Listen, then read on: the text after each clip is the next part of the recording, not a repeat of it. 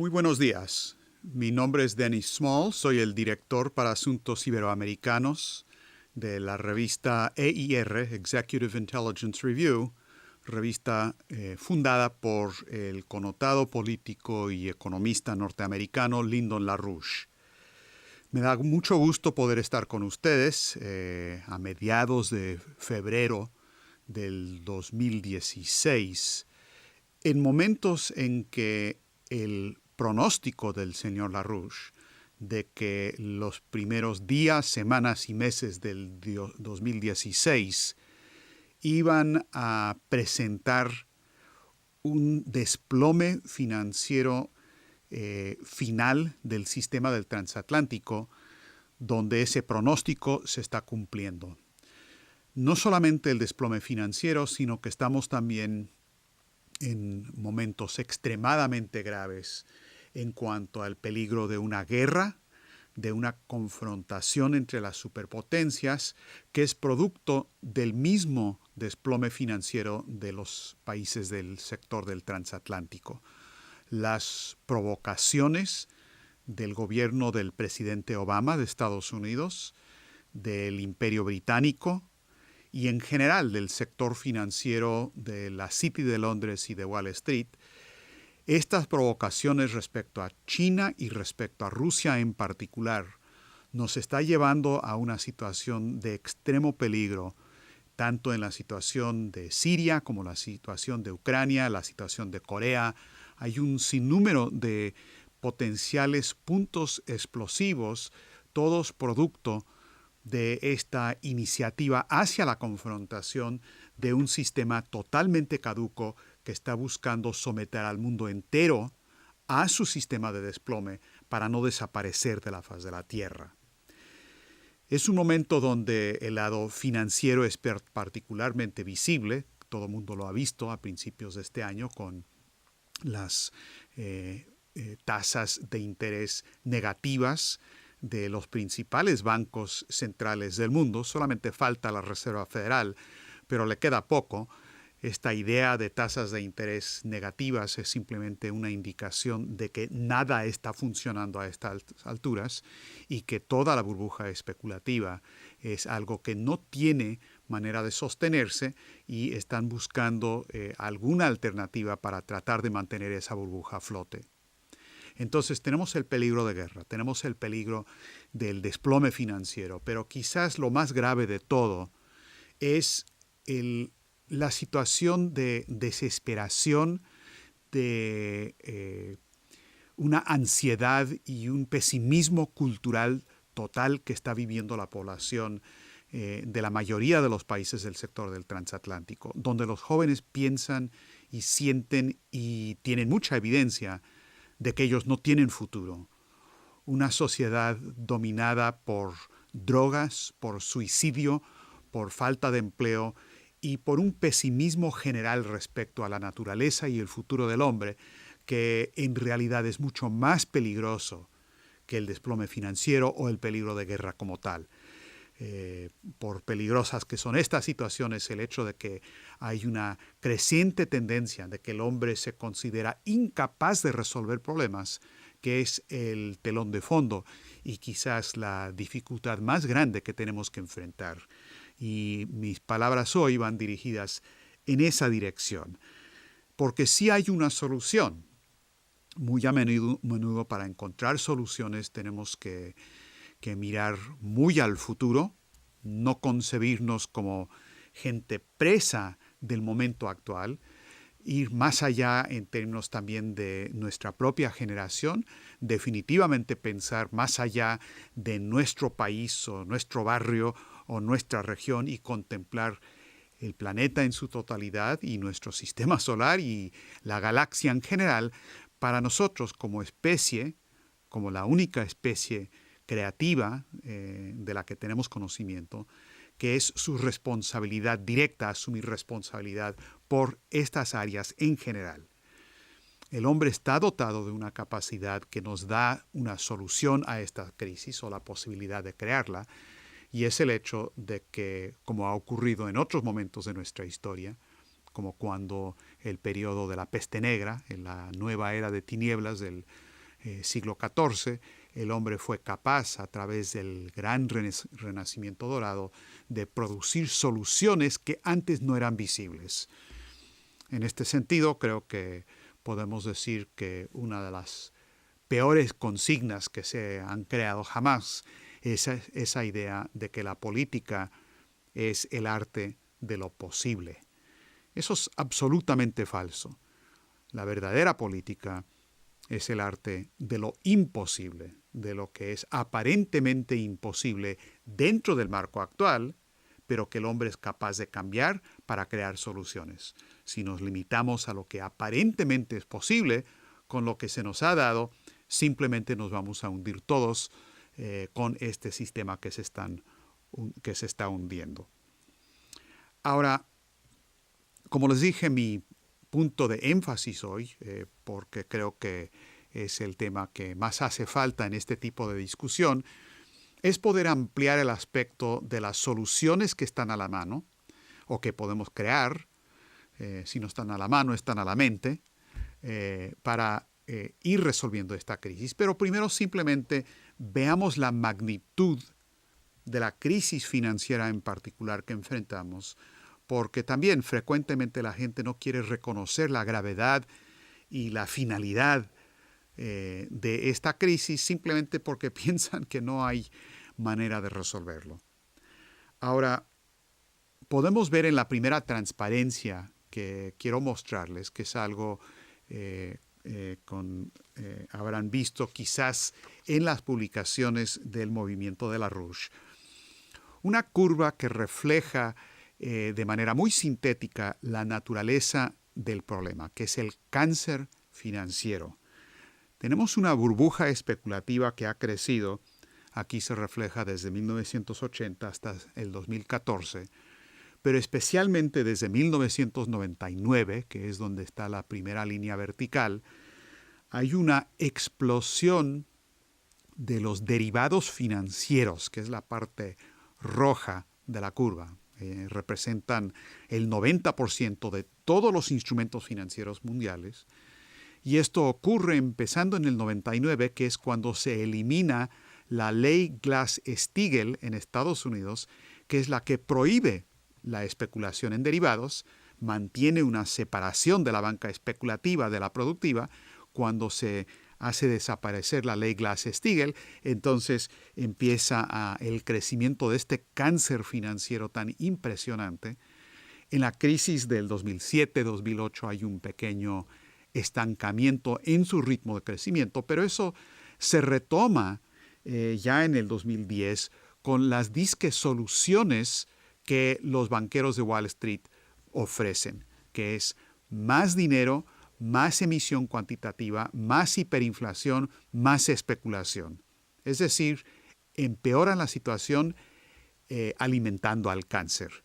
Y podemos ver aquí que tenemos a estas alturas una burbuja especulativa de más de 2,000 billones de dólares. Y esto simplemente no tiene una solución. No hay manera de pagar esta burbuja. Como pueden ver en la siguiente transparencia, que es una representación que hizo el señor Lyndon LaRouche para una conferencia en la que participó hace algunas décadas en el Vaticano, esta es la famosa triple curva de LaRouche, que refleja rápidamente, como se puede ver, la curva superior, la amarilla, de los agregados financieros, que es lo que vimos en la gráfica anterior, y luego los agregados monetarios, que ambos están creciendo hiperbólicamente. Pero la producción físico-económica es la curva inferior, que se está desplomando. Y obviamente cuando hay este tipo de separación creciente entre el lado financiero especulativo por un lado y la parte física y económica por el otro lado, los medios reales de consumo y de producción, tarde o temprano esto tiene que tronar. Y eso es lo que está pasando hoy. Esto está tronando, muy sencillamente. Ahora bien, es un poco risible escuchar entre los aullidos de histeria provenientes de la City de Londres y de Wall Street. Entre esos aullidos es bastante chistoso escuchar que a cada rato le tratan de echar la culpa a China por este problema que se está viviendo producto de la especulación cancerosa. La realidad es que China es el centro del motor del crecimiento físico-económico mundial. Y el hecho de que el crecimiento chino bajó de 7% anualizado a 6.9% anualizado, cuando en Occidente el crecimiento es negativo, es un poco absurdo tratar de echarles a ellos la culpa. Es más, en la siguiente transparencia ustedes pueden ver una comparación de entre muchas que se podrían hacer entre el crecimiento real que existe, la parte verde es China, la primera comparación es de producción fabril, es decir, la producción en fábricas, producción real, no especulación financiera, y aquí vemos que el ritmo de crecimiento de China últimamente ha sido del 8%, Estados Unidos menos de la mitad y Europa casi el 1%, si bien les va. Y luego si vemos más específicamente la inversión en capital fijo, que es una de las métricas muy importantes para una economía que realmente va a crecer, vemos que en China supera el 15%, está en 16%, en Estados Unidos de nuevo estamos en 4%, la cuarta parte, y en Europa, bueno, 2% quizás. Es decir, si comparamos lo que está pasando en el sector del transatlántico con esa parte del mundo encabezada por China, vemos una diferencia enorme, tremenda. Ahora, ¿cuál es el plan de China? Bueno, no es nada más de China, es el plan de todos los BRICS, que como ustedes saben, ese es el nombre que se les da a los países de Brasil, Rusia, India, China y Sudáfrica. Y no solamente son esas naciones, ese es el grupo formal, pero hay países aliados y asociados que han empezado a trabajar económicamente con estos países. Podemos hablar de Egipto, podemos hablar de Irán. Anteriormente, antes de la derrota electoral de Cristina Kirchner y su partido en Argentina, Argentina estaba metida de lleno a este proyecto que sí está avanzando. Ahora con la victoria de Macri es una derrota importante, no nada más para Argentina, sino para todo el continente, porque Macri es simplemente un pelele de los banqueros, es un títere de los fondos buitre que están depredando y destruyendo ahora Argentina, y eso es lo que está haciendo Macri. Pero este grupo de los BRICS, el grupo encabezado por China, ha lanzado un proyecto que los chinos llaman una franja, una ruta.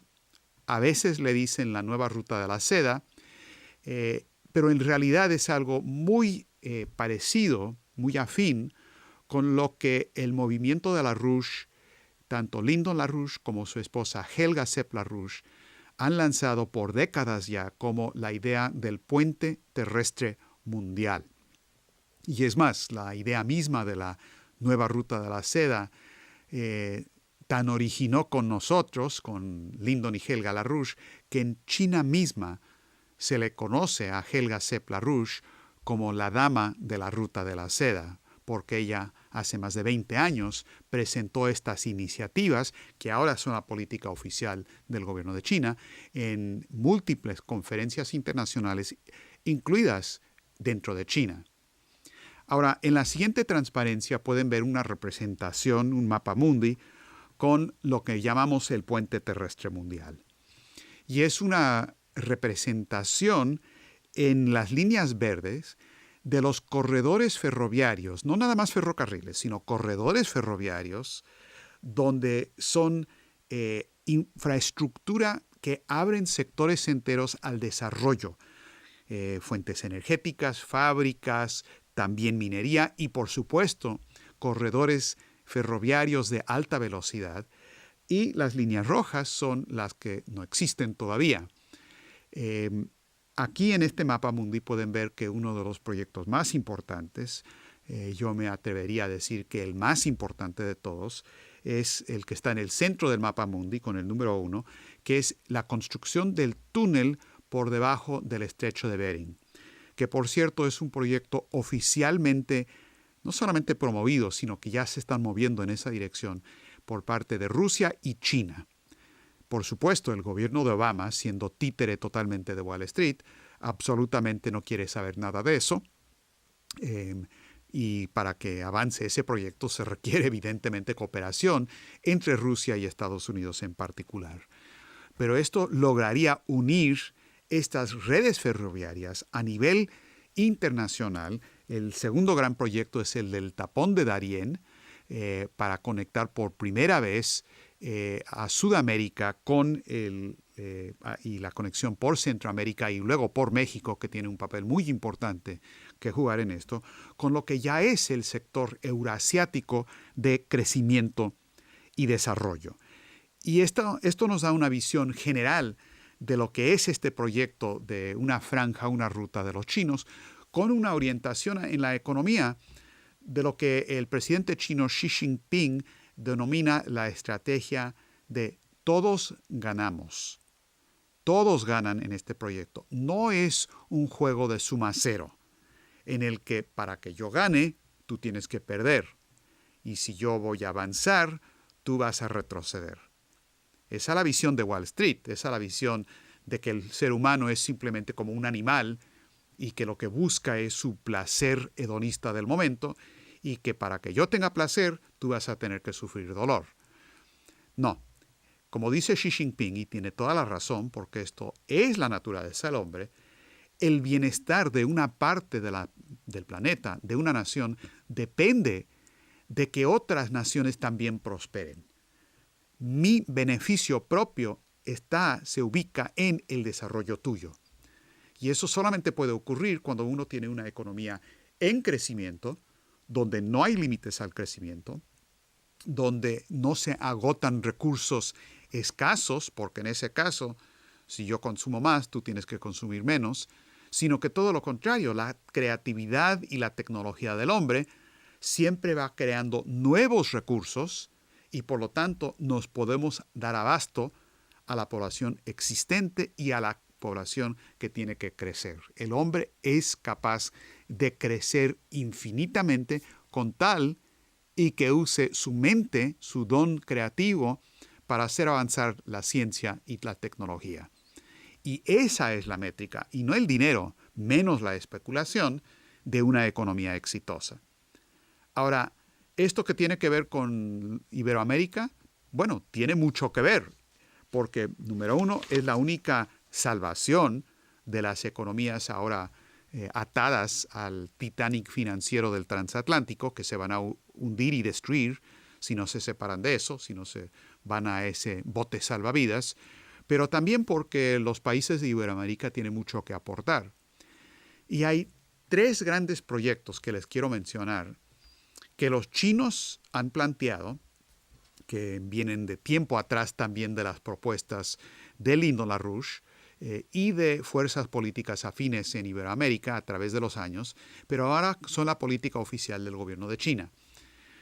Primero, la idea de construir un ferrocarril transcontinental en Sudamérica, que corra desde el Pacífico hasta el Atlántico, como se ve en el siguiente mapa. Este mapa representa las varias rutas que el movimiento de LaRouche presentó hace varias décadas de lo que se debería construir. Ferrocarriles de alta velocidad, no para extraer materias primas y exportarlas para obtener dólares para pagar la deuda, no, ferrocarriles de alta velocidad para lograr el desarrollo industrial y de alta tecnología de toda la región. Ahora, el plan chino, como pueden ver en el siguiente mapa, pues tiene mucho de parecido con la propuesta de LaRouche, como se ve en la siguiente transparencia. Este es el plan chino tal y como lo presentó Xi Jinping en la reunión de los BRICS en Fortaleza, Brasil, en 2014 y en otras reuniones que ha tenido en el continente. Y como ven, las ideas son bastante parecidas. Hay algunas rutas diferentes, pero la idea básicamente es la misma Y China está financiando esto, ya se está moviendo, está hablando con Brasil, con Perú, con Bolivia. Muy importante incluir a Bolivia en una de las varias rutas posibles. Y por el otro lado, la propuesta del gobierno de Obama, que es la propuesta del TPP, es la propuesta del sistema financiero actual que se está hundiendo.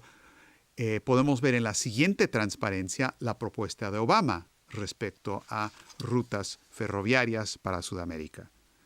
Ahí está. No, no es un error. Eso es lo que propone hacer Obama. Desaparecer los ferrocarriles y desaparecer la población. Porque la intención de los británicos en particular, y de Obama, que es títere de los británicos, es reducir la población mundial de manera dramática de más de 7.000 millones de seres humanos a 1.000 millones de seres humanos. Eso se llama genocidio. Eso es lo que dice el príncipe Felipe, eso es lo que dicen los maltusianos, y es la política planteada por todo el movimiento ecologista de la WWF y de todas las agrupaciones de la oligarquía financiera que usan el tema de la disque contaminación ambiental para decir que el problema de la contaminación es el hombre y la manera de resolver la contaminación es desaparecer al hombre, descarbonizar, desnuclearizar, reducir la producción industrial y claro, eso significa que la población mundial va a reducirse a 1.000 millones de seres humanos. Una política que desafortunadamente el Papa Francisco ha adoptado en una encíclica redactada por un fascista alemán que se llama Schellenhuber. No solamente es fascista, ateo además, que es un poco curioso que el Vaticano haya adoptado la política de despoblación y de genocidio de este Schellenhuber, que es un comandante del Imperio Británico, de la Orden del Imperio Británico, y que propone explícitamente reducir la población a 1.000 millones de seres humanos. Eso lo rechazamos por completo. Todo ser humano lo debe rechazar. Y los chinos definitivamente lo están rechazando.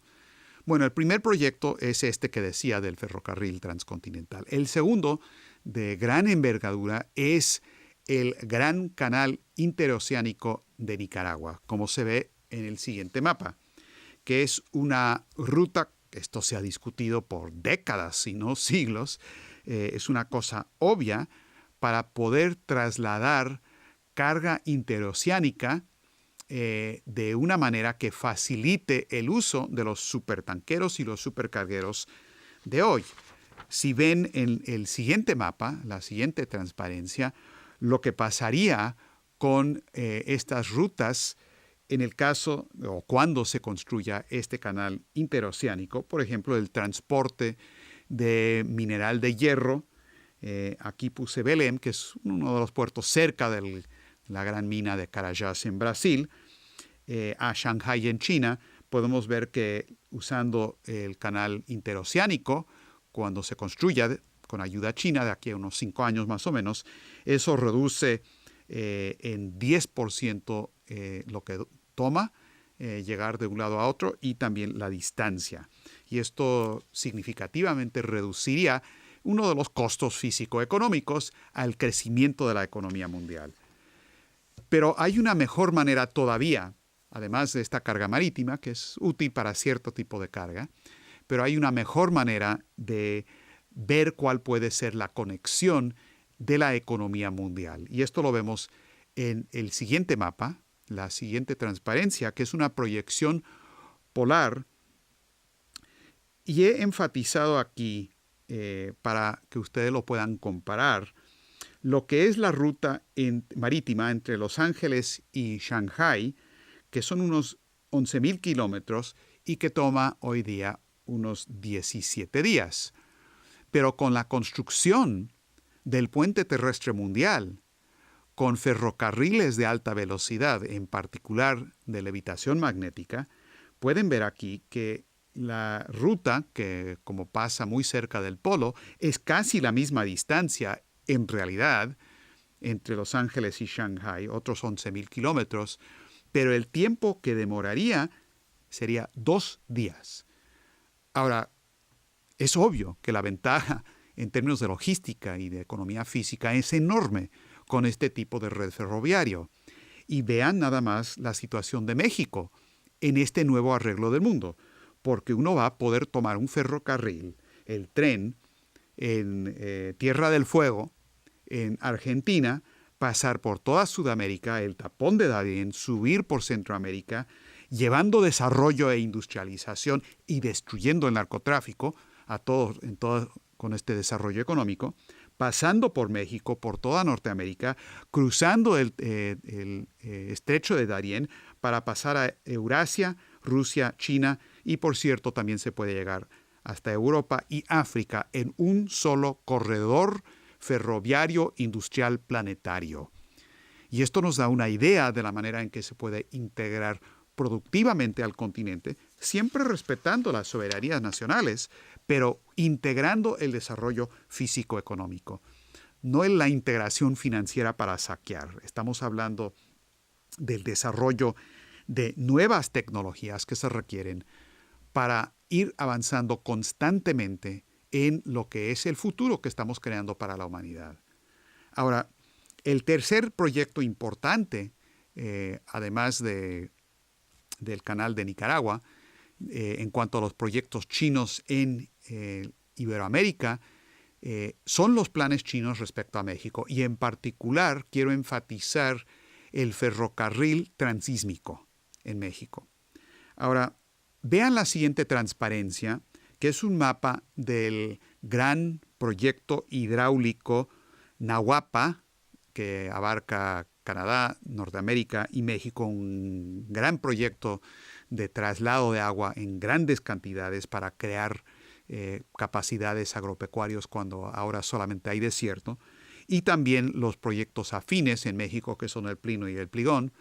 Pero por un momento vean el istmo de Tehuantepec en México y la idea de los chinos de construir ahí un ferrocarril de alta velocidad no es una idea china, esto viene de tiempo atrás, era uno de los grandes proyectos del presidente mexicano José López Portillo a fines de los 70s y principios de los 80s, que junto con los proyectos hidráulicos y los programas ferroviarios y otros, son los necesarios para que México entre a una nueva etapa de industrialización con el puente terrestre mundial.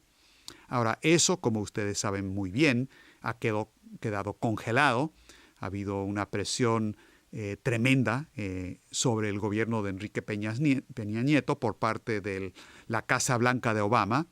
Y eso lo digo porque lo tenemos confirmado de fuentes de información de inteligencia de Estados Unidos, de que en efecto Obama fue quien presionó, y luego después la reina británica, para que México, que ni se les ocurra tener una relación con China, de ninguna manera.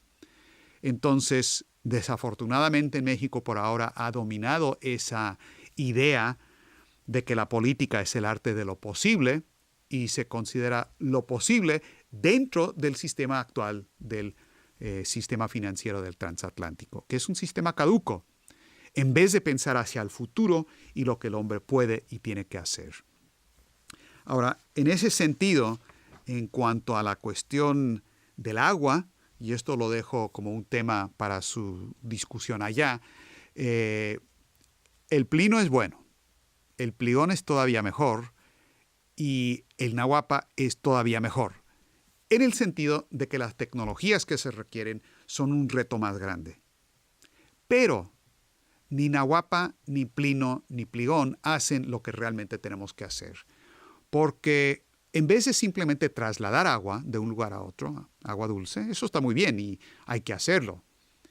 Lo que tenemos que hacer es que tenemos que crear agua dulce.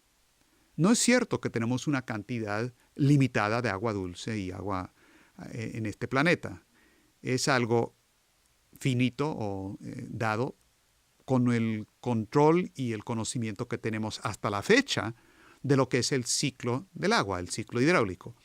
En realidad lo que hace falta es entender la manera en que el universo mismo produce agua en el planeta Tierra.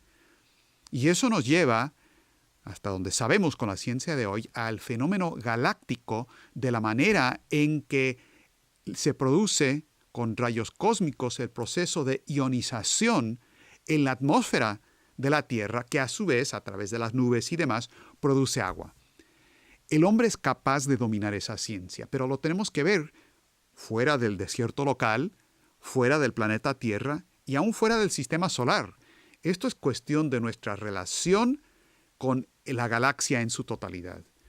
Y la mente humana es capaz de comprender esto. Vean nada más lo que acaba de ocurrir con la verificación, tardó 100 años, pero la verificación de lo que había sido el descubrimiento de Einstein de estas ondas gravitacionales. Él sabía que existían, pero recién se demuestra empíricamente que él tuvo razón. La mente humana es capaz de viajar muy lejos, infinitamente lejos en el tiempo y el espacio. Y si no nos limitamos esa capacidad mental de todos los seres humanos, si liberamos eso, entonces sí seremos capaces de dominar la ciencia que se requiere. En el caso de la Luna, por ejemplo, los chinos están llevando adelante lo que había sido el proyecto de John Kennedy, que ahora Obama ha destruido la NASA, ha destruido lo que era el sentido de misión de Estados Unidos, pero los chinos van de regreso a la Luna con sus misiones Chang'e, y el Chang'e 4 va a ir al lado oculto de la Luna, van a aterrizar o alunizar en el lado oscuro y van a traer materia lunar de regreso al planeta. Una de las cosas que los chinos están buscando para establecer minas en la Luna es helio 3, que es un isótopo extremadamente útil, es más, es el combustible idóneo para energía de fusión termonuclear, para dar el siguiente paso, más allá de la energía nuclear de fisión que es tan necesaria, pero más allá a la energía de fusión. Entonces nos vamos a la Luna con los chinos a la cabeza para esos proyectos de descubrimiento y avance científico y tecnológico. Ahora, ¿cuál es la idea? La siguiente transparencia tiene una de dos citas que les voy a presentar. Esto primero sí se los quería demostrar, lo coloqué de último momento en mi PowerPoint. Este es el último número de la revista The Economist de Londres. Este es el centro del imperio financiero mundial. Y el título dice en inglés, The Right Way to Do Drugs, la manera correcta de consumir drogas o de hacer las drogas. Y es una propuesta descarada, como suelen hacer estos señores, de promoción de la legalización de las drogas. Si ustedes quieren saber quién promueve las drogas, quién promueve la legalización, quién produce, quién lava el dinero, es Londres. Es Narcotráfico S.A. Son los mismos que levantaron o llevaron adelante la guerra del opio en contra de China e India siglos atrás. Y estos son los que están detrás de la campaña actual, también promovida mucho por Obama para legalizar las drogas. Un poquito difícil, yo diría, que un país logre realmente derrotar el narcotráfico cuando el Imperio Británico, la City de Londres y Wall Street y Obama están promoviendo la legalización de las drogas. Por eso tenemos que eliminar ese imperio y nuestra propuesta en Estados Unidos, el movimiento de la Rouge, es que se salga Obama de la Casa Blanca ya, un juicio político para sacarlo de la Casa Blanca. Pero este tipo de pesimismo, este tipo de paradigma de pesimismo cultural que conduce especialmente a los jóvenes a no tener ningún sentido de esperanza de su futuro, que el problema de las drogas simplemente ejemplifica, pero hay muchos ejemplos de lo mismo, esta destrucción de la mente humana, que es lo más precioso que tenemos, lo que el movimiento de Lyndon LaRouche promueve y está desarrollando es exactamente lo opuesto. Tenemos que fortalecer y hacer que crezca esa capacidad creativa del hombre. Y la cita que les quería presentar en la siguiente transparencia viene del gran científico ruso del siglo XX, de principios y mediados del siglo XX, Vladimir Vernadsky, el creador de la ciencia de la biogeoquímica, un gran científico que habla del papel de que la materia viviente es diferente a la materia inerte en el universo, es decir, la biosfera tiene características que no tiene la litosfera, los cuerpos inertes, pero que también la materia viviente creativa, es decir, el hombre, es decir, la noósfera, tiene características que no tiene ni la materia viviente anterior a la del hombre. Y dice lo siguiente, Vernadsky, esto en 1925, dice, la razón cambia todo. Por ella, el hombre utiliza materia en el medio ambiente, inanimada o viviente, no solo para construir su cuerpo, como otra vida lo hace, sino también para la vida social. Y este uso se ha vuelto una gran fuerza geológica. El pensamiento, por su existencia, introduce en la Tierra un proceso poderoso del que no hay nada análogo antes de la aparición del hombre. Una nueva fuerza geológica. Y luego, en la siguiente transparencia, vemos lo que dijo Vernadsky en 1938. Dijo, la transición de la biosfera a la noósfera ocurre solo con la aparición de la razón. Con el hombre, la forma de la energía biogeoquímica asociada a la razón crece y se expande con el tiempo, y rápidamente asume la posición dominante. Este aumento posiblemente se deba al crecimiento de la razón misma. Ahora, estas citas de Vernadsky me gustan mucho porque señalan muy explícitamente lo que es la característica única, singular del hombre que permite una solución a la crisis actual. Por supuesto, tenemos que desactivar el peligro de guerra. Por supuesto, tenemos que desaparecer a Wall Street y la City de Londres, aplicar la ley Glass-Steagall, tener una economía física de crecimiento, el puente terrestre mundial, absolutamente. Pero lo más importante de todo es que tenemos que garantizar que se extienda y que eche raíz en el planeta y en los jóvenes en particular este concepto de Vernadsky, de Cusa, de Leibniz, de Larouche, de lo que es el ser humano. Esta capacidad, tanto creativa como moral, que nos da el valor para pelear en contra del mal, aunque sea peligroso hacerlo, porque sabemos que eso es lo que le da significado a nuestra vida y lo que garantizará que el mundo para nuestros hijos y nuestros nietos y nuestros bisnietos será muy diferente y muy superior al mundo actual. Muchas gracias y les deseo todos los éxitos en sus discusiones hoy día.